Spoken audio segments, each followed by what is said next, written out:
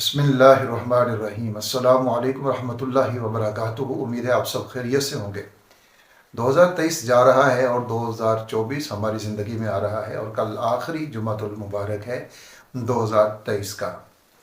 अल्लाह रब्बुल इज़्ज़त से दुआ ये है कि ये जो साल गुज़रा इसमें जो हमसे कमियां कोताहियाँ हुई, अल्लाह रब्बुल इज़्ज़त की इबादत और फरमाबरदारी में हमारा अल्लाह वो सब माफ़ फरमाए, और जो आने वाला हमारी ज़िंदगी में 2024 है अल्लाह ताला उसको हमारे लिए खैर व बरकत का ज़रिया बनाए। ये दिन, ये रात, ये साल, ये हफ्ते, ये सब कुछ ये अल्लाह रब्बुल इज़्ज़त के हैं और वही इनमें हमारे लिए खैरें भेजता है। तो कल के दिन को यानी जुम्मतुल मुबारक को हम कीमती बना लें, आखिरी लम्हात को हम कीमती बनाएं, ताकि आने वाला साल भी हमारे लिए बड़ा ही खैर व बरकत वाला साल बन जाए। जुम्मतुल मुबारक वैसे भी खैर व बरकत का ही ज़रिया है।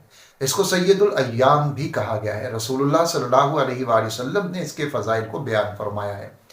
और जुम्मतुल मुबारक के कुछ ख़ास वज़ाइफ हैं जो रसूलुल्लाह सल्लल्लाहु अलैहि वसल्लम ने हमें मुख्तलिफ़ अहादीस के अंदर बताए हैं। और अलमिया यह है कि हमें किसी आम पीर के कहने के ऊपर बड़ा यकीन होता है। अगर हमें कोई वो वजीफ़ा बता दे तो उस वजीफ़े को हम हुर्ज़े जाम बना लेते हैं और हम हर वक्त उसका वजीफ़ा करते रहते हैं। लेकिन जो वजीफ़े मसनून होते हैं, रसूलुल्लाह सल्लल्लाहु अलैहि वसल्लम ने जिन चीज़ों के बारे में बता दिया होता है, उनके ऊपर अमल करते हुए हम सोचते हैं कि पता नहीं इससे मुझे कुछ हासिल होगा या नहीं होगा। तो आज की वीडियो के अंदर मैं आपके साथ ऐसी चंद चीज़ें शेयर करूंगा, ऐसे आमाल आपको बताऊंगा जो हर जुम्मतुल मुबारक को करना हमारे लिए बहुत ही ज़्यादा खैर व बरकत का ज़रिया बन सकता है, जिसके बहुत ज़्यादा फ़वाइद हैं जो रसूलुल्लाह सल्लल्लाहु अलैहि वसल्लम ने हमें बता रखे हैं मुख्तलिफ़ अहादीस के अंदर। तो चलिए बात करते हैं कि हमें जुम्मतुल मुबारक को कैसा गुजारना चाहिए और कौन से ऐसे वज़ाइफ हैं, आमाल हैं जो मसनून है और जिनको जुम्मतुल मुबारक के दिन हमें ज़रूर करना चाहिए।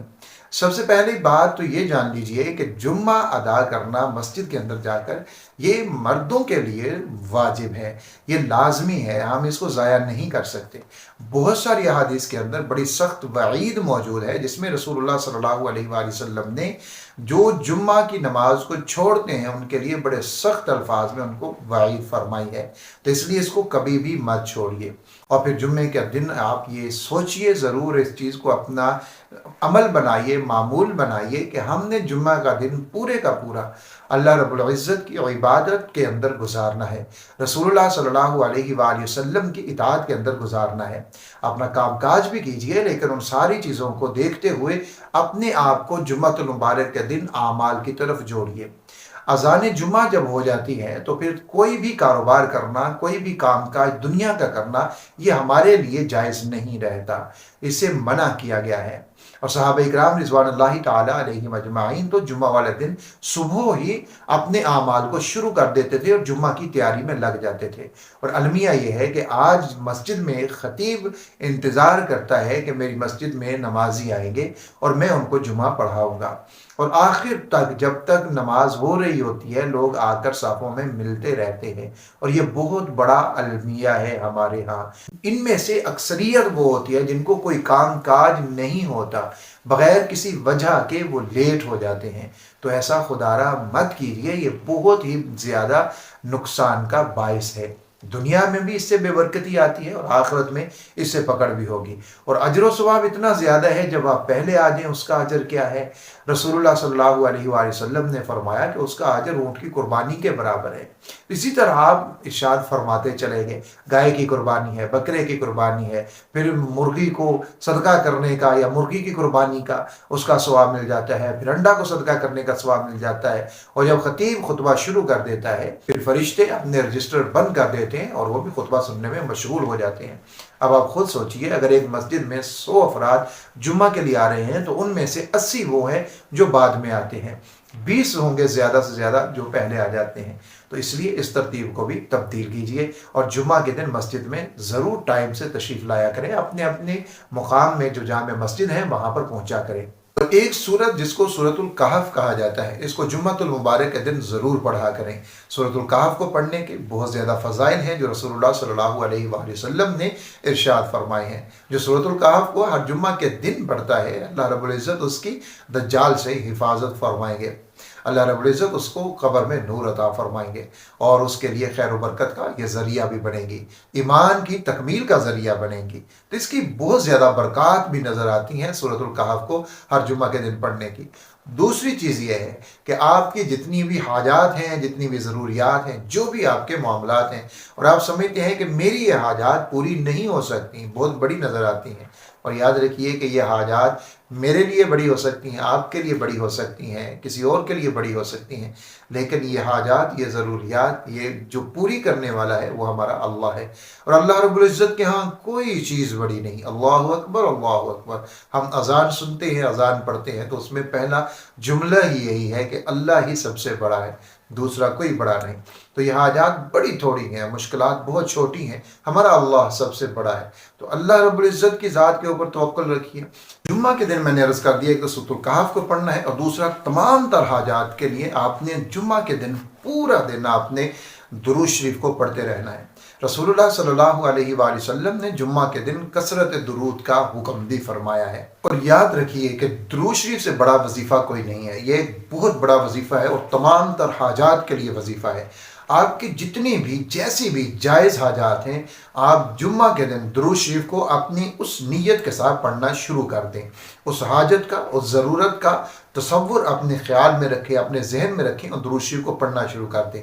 پورا دن اس کو پڑھتے رہیں، اگر کوئی کام کاج ہے آپ کا وہ بھی کریں، لیکن ساتھ میں درود شریف بھی پڑھتے رہیں، بار بار پڑھتے رہیں، بغیر گنے ہوئے، بغیر تعداد کے درود شریف کو آپ نے پڑھتے رہنا ہے۔ جب آپ درود شریف کثرت کے ساتھ پورا دن پڑھیں گے، اور پھر نماز عصر کے بعد، اب یہ میں آپ کو بتا دوں کہ نماز عصر کے بعد کا جو وقت ہے، نماز مغرب سے پہلے، نماز عصر کے بعد نماز مغرب سے پہلے کا جو وقت ہے، یہ وقت اللہ رب العزت کے ہاں قبولیت دعا کا وقت ہے۔ اس وقت جو دعا کی جاتی ہے وہ دعا اللہ رب العزت کے ہاں شرف قبولیت حاصل کر لیتی ہے، یہ دعا کبھی بھی رد نہیں ہوتی۔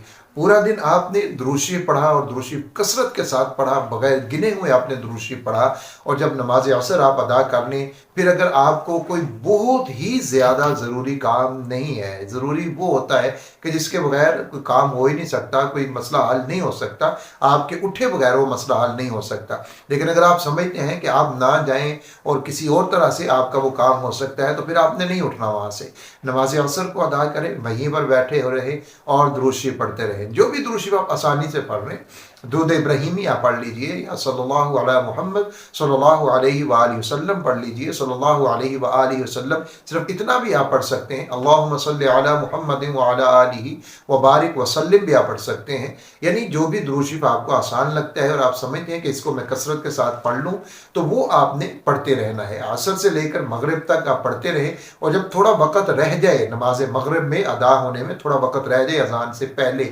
15 منٹ، 20 منٹ، 30 منٹ، پھر آپ نے اس کو پڑھنا بند کر دینا ہے، اور پھر وہیں پر بیٹھے ہوئے آپ نے اللہ رب العزت کے حضور خوب رو کر، گڑ گڑا کر، عاجزی، انکساری کے ساتھ، پورے یقین کے ساتھ اللہ رب العزت کی ذات کے اوپر پورا توکل رکھتے ہوئے آپ نے دعا کرنی ہے اپنی حاجت کے لیے۔ آپ رزق کے معاملے میں پریشان ہیں، اس کے لیے آپ نے دعا کرنی ہے، کاروبار کے معاملے میں پریشان ہے، اس کے لیے آپ نے دعا کرنی ہے، ملازمت نہیں ہے اور اس کے لیے آپ پریشان ہیں، آپ نے اس کے لیے دعا کرنی ہے، بیمار ہیں تو اس کے لیے آپ نے دعا کرنی ہے، آپ کسی جھوٹے مقدمے میں پھنس چکے ہیں، وہاں سے نکلنا ہے، اس کے لیے آپ نے دعا کرنی ہے، آپ کا حق کسی نے دبا رکھا ہے، آپ نے وہ لینا ہے، اس کے لیے آپ نے دعا کرنی ہے، غرض ہے کہ آپ کی جو بھی جائز حاجت ہے اس کے لیے آپ نے خوب رو کر، گڑ گڑا کر، آنسو بہا کر اللہ رب العزت کی ذات کے اوپر پورا یقین رکھتے ہوئے آپ نے دعا کرنی ہے۔ اور جب آپ یہ دعا کریں گے، یقین مانیے یہ ایک دن کا عمل ہی آپ کی زندگی کو بدل دے گا، جس کو کہتے ہیں نا کایا پلٹ،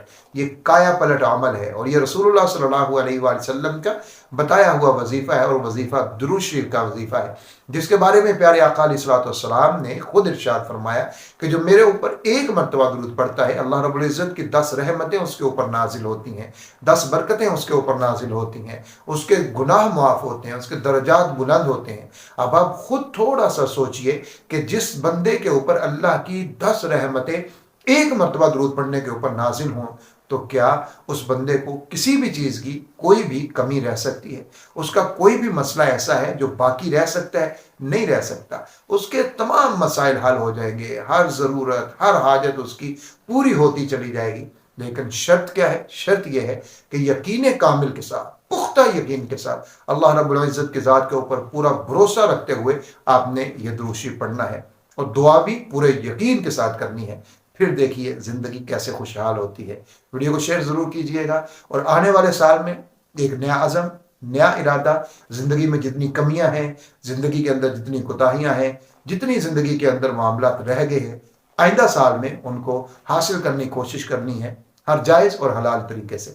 اپنے پیاروں کا بہت سارا خیال رکھیے گا۔ اللہ حافظ ناصر۔